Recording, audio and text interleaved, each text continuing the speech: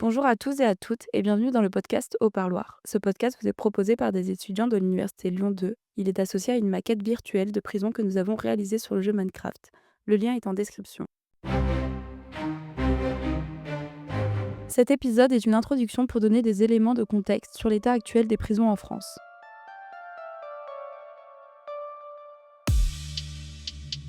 Moi, je m'appelle Marion Devéza-Aubryon et du coup, je travaille à Prison Insider depuis un peu plus d'un an et demi.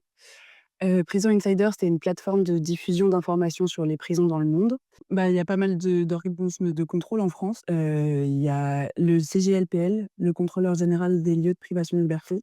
En gros, la France, elle a signé une convention internationale à l'ONU pour dire: «Oui, on est contre la torture» et du coup, il faut mettre en place un organe qui a le pouvoir de faire des visites, quand il veut et de n'importe quel lieu. C'est pas que les prisons, c'est tous les lieux où il y a de la privation de liberté, donc aussi les hôpitaux psy et les établissements pour mineurs, enfin voilà. Mais donc il y a des organismes qui peuvent contrôler. Les députés aussi, ils ont le droit de faire des visites, sans s'annoncer à l'avance. Donc juste de se pointer à la porte, d'une prison et ils peuvent être accompagnés par 5 journalistes, dont 2 qui ont un équipement pour, filmer et prendre du son et tout, il me semble. Et donc il y a plein de petits mécanismes de contrôle qui existent pour qu'on puisse aller voir ce qui se passe. Le problème, c'est qu'ils peuvent pas faire des conclusions qui obligent les établissements à changer. C'est pas eux directement qui peuvent, dire, «Bon bah là, on a vu qu'il se passe ça, ça, ça dans cet établissement, ça doit changer immédiatement, sinon il y a une sanction». Et ça, il y a que l'État qui peut décider de sanctionner et donc ça dépend complètement de la volonté de l'État de se dire: «Bon, bah, est-ce qu'on voit qu'il y a tout ça qui se passe? Est-ce qu'on prend des sanctions? Est-ce qu'on fait des injonctions pour que la situation, soit modifiée ou pas?» Anne Rostin, sociologue. Je travaille donc sur les prisons depuis 1989. J'ai travaillé tout le temps sur à la fois des prisons d'hommes et des prisons de femmes. Il y a une évolution, alors moi je parlerai une évolution donc également de la population carcérale. Ça, c'est avec de gens, toujours des gens pauvres. En prison, il y a toujours des gens les plus pauvres de notre société, mais des gens également qui sont avec des problèmes psychiatriques plus lourds. Ou des gens qui sont, condamnés pour des délits ou crimes moins valorisants pour la population carcérale.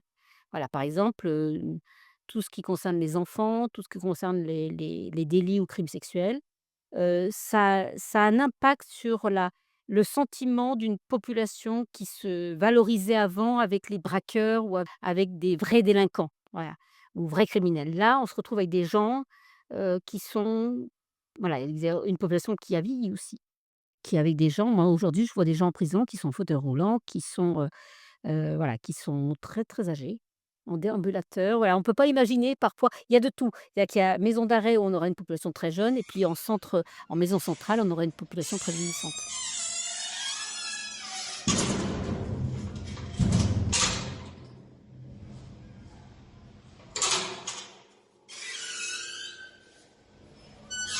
Du coup, je m'appelle Alexa Brugère, étudiante en 3 année de psychologie à l'école des psychologues praticiens à Lyon et tout le monde, évidemment, a son avis et dit que, ils sont trop bien gâtés en prison, qu'ils méritent la peine de mort et cetera et donc c'est tout le temps le même débat où j'essaye de faire entendre ma petite mais ils écoutent pas.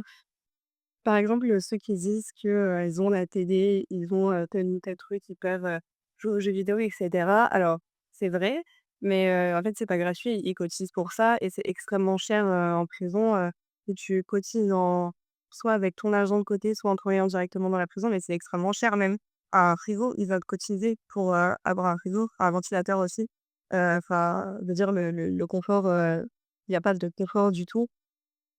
J'ai vu des cellules aussi parce que, je suis allée pendant mon stage à la maison d'arrêt de Nîmes, j'ai accompagné un infirmier faire, la distribution de médicaments et donc du coup, j'ai vu les cellules, femmes, du cas enfin de la maison d'arrêt de Nîmes et c'est extrêmement petit. Il y a une toute petite fenêtre avec des barreaux, donc l'air, rentre pas spécialement. Par exemple, quand il y avait des détenus, là qui fumaient pas, qui étaient avec des détenus, dans leur chambre qui fumaient, donc du coup, bah, c'est l'odeur de cigarette. Enfin, je sais pas, il y en avait qui se plaignaient pendant les entretiens de ce truc-là, bah, ils fument pas, ils ont rien dans la cigarette tout le temps. Si on demande des 9 m², généralement, ils sont 3 parce que les maisons d'arrêt, elles sont tout le temps surpeuplées. Donc 3, il y a une personne qui dort, par terre. La personne qui dort par terre, enfin, il y a une autre personne qui doit l'enjamber pour aller aux toilettes. Enfin, vraiment, il y a pas de confort.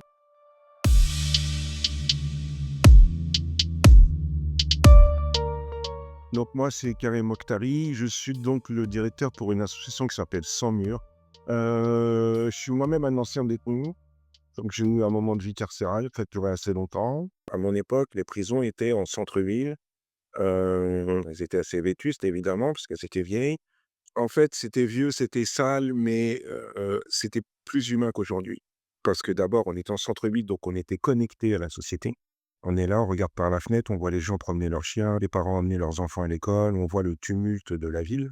Donc on a le sentiment d'appartenance encore qui reste, et ça c'est important. À l'intérieur, il y avait du lien social entre les détenus, il y avait du lien social avec les surveillants. Maintenant, les prisons sont aux périphéries des villes, elles sont complètement désaffectées, aseptisées. Les détenus ont des interphones, donc il y a plus véritablement d'interaction humaine entre le surveillant et le détenu, donc ce qui pose des difficultés on va dire de sociabilisation, mais aussi le taux de suicide qui a augmenté, à la fois du côté des détenus, mais aussi du côté du personnel, parce que les surveillants sont dans des guérites avec des vitres teintées, ils observent des écrans de contrôle, ils ouvrent des portes de manière automatique en appuyant sur des boutons, et les détenus sont dans leur cellule, ils appuient sur l'interphone et ils parlent avec quelqu'un dans l'interphone.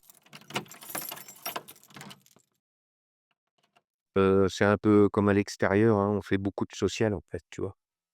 C'est beaucoup de social. Il y a des fois, ils te demandent toujours des choses un peu, enfin, ils se comportent comme à l'extérieur, quoi, en fait, l'assistanat, quoi. Je partirais sur ce truc-là, quoi. Merci d'avoir écouté cet épisode. Il a été réalisé par Nesrine Borekba, Erwan Claire, Mathéo Bonin, Vincent Niébédé et Maxime Deminier. Retrouvez le lien de la maquette en description et les autres épisodes sur tous les réseaux sociaux d'Au Parloir ainsi que sur les plateformes de streaming. À bientôt!